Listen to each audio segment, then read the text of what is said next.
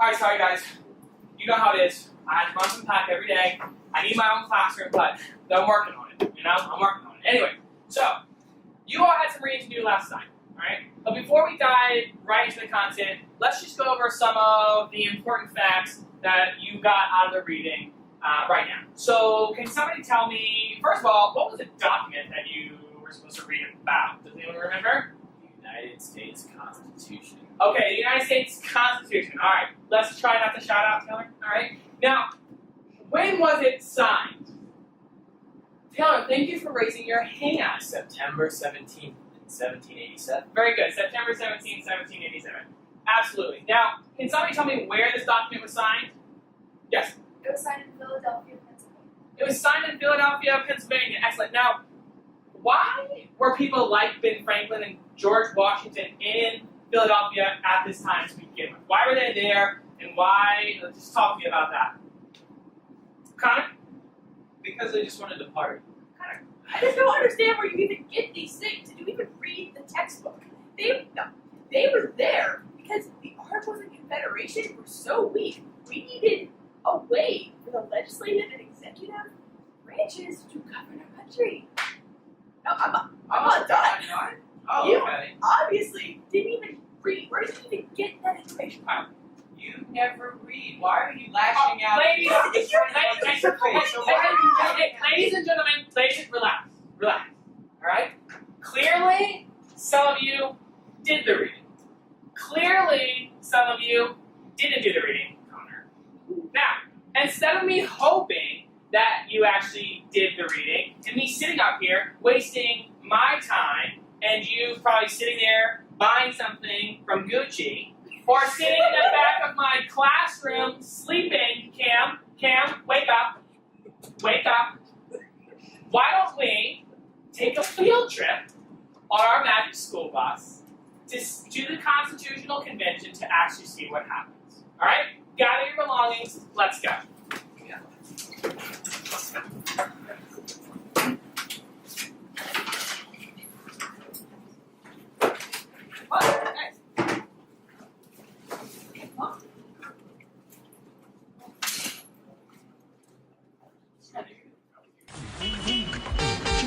Seatbelts, everyone!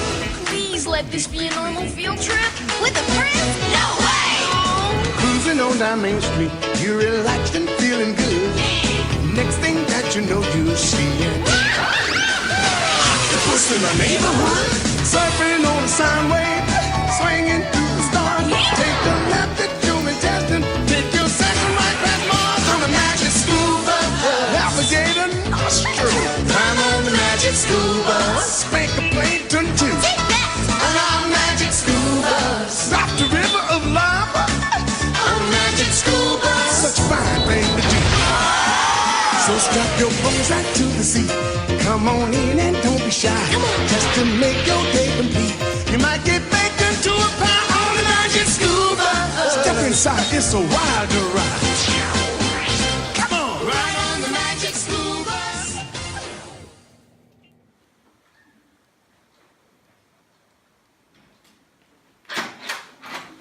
Oh, welcome.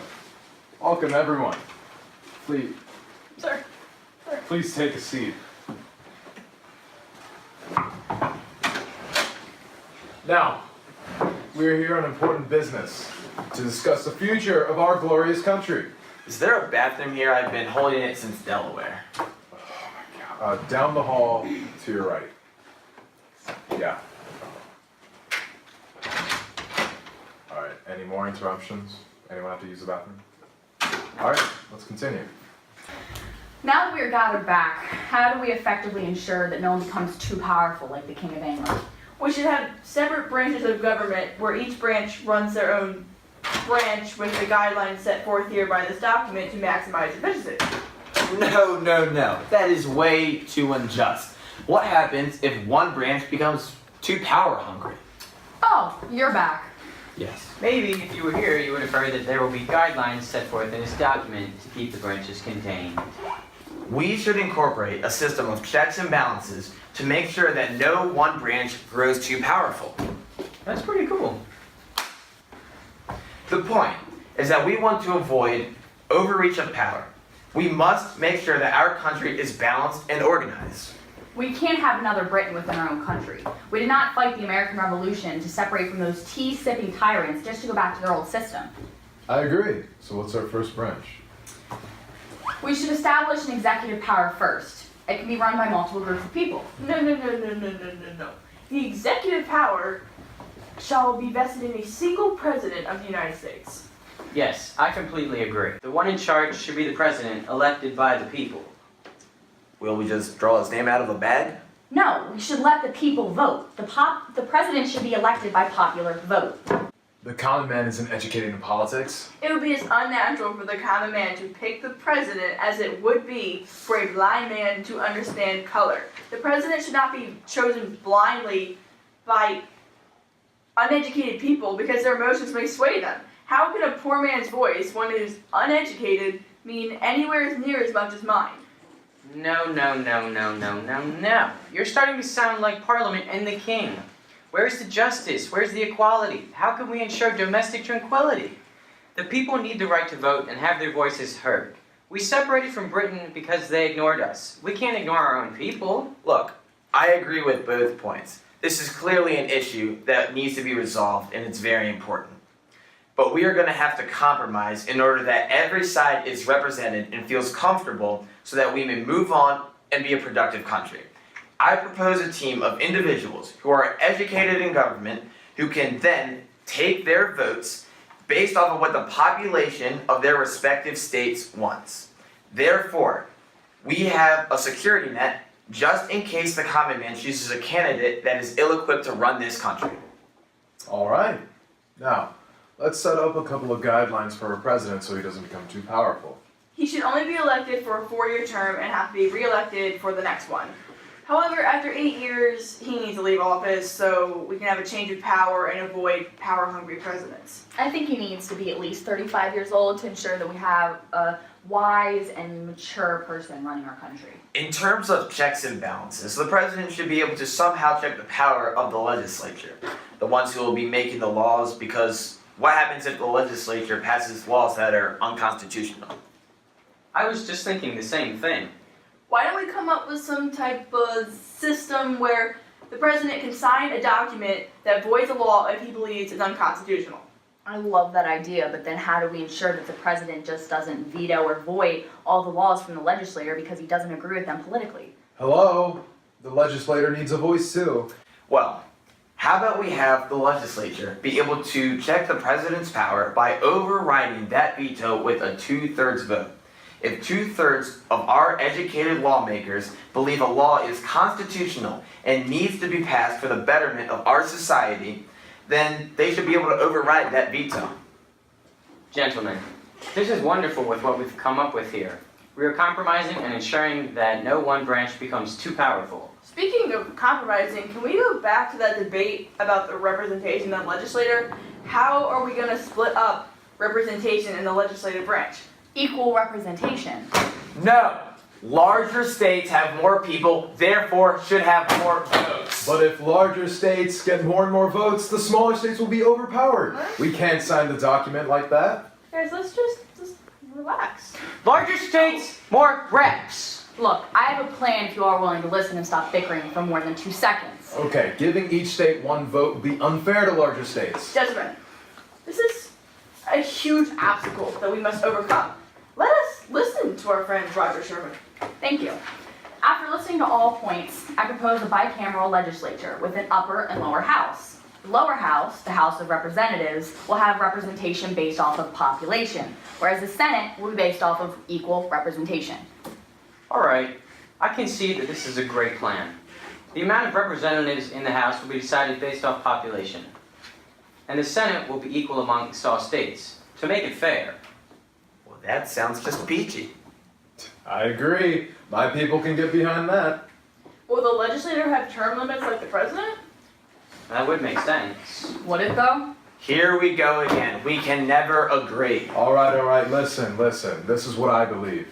Members of the House have to be at least 25 years old and be re-elected every 2 years.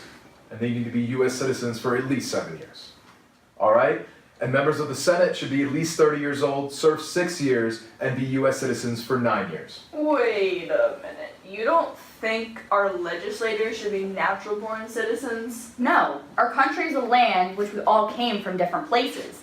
Therefore, everyone should have the opportunity to rise into places of power. This is not England. We should not separate our society into classes or separate people based off of noble blood.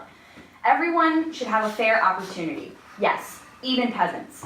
We need to stop thinking of classes and think more about what is best for our country as a whole instead of looking at ourselves individually. We won the American Revolution due to a base of individuals who, though different, could unite in a common direction to achieve a common goal.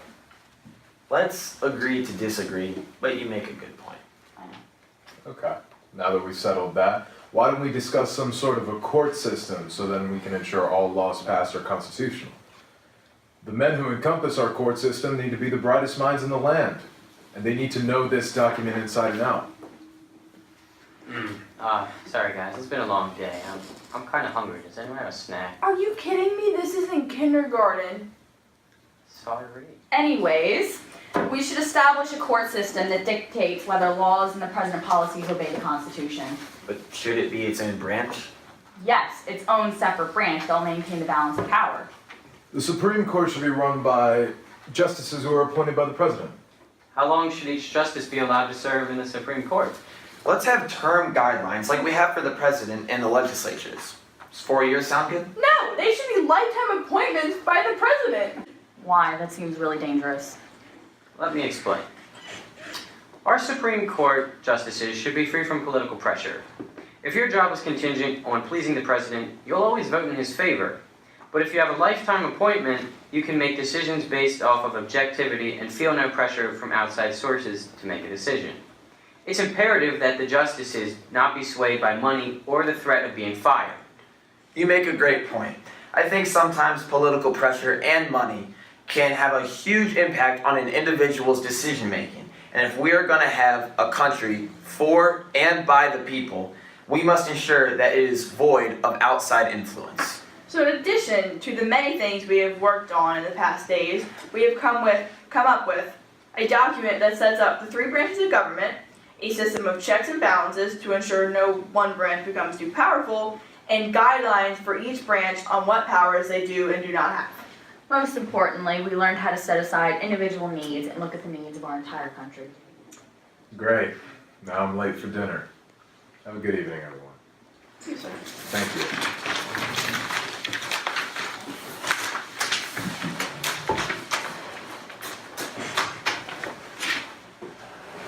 Thank you, sir. Thank you. Thank you very much. Pizza.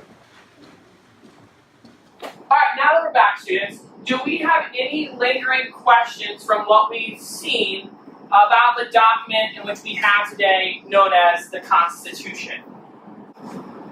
Aren't there things called amendments? We were there, but I didn't really hear much. No, and that's an excellent question, Cam, and one that all of you should kind of be asking yourselves. Aren't there these things called amendments? And there are. And so one aspect of the Constitution that wasn't really talked about at the Constitutional Convention that we just visited was an amendment. Now, many wanted a way in which to amend or change our Constitution so that it could adapt to the changing of time, so that this document could live forever. But in order for something to live forever, we all know that it must adapt, right? Even Charles Darwin says that you must be able to adapt to your environment, survival of the fittest. So these things were added later on, called amendments.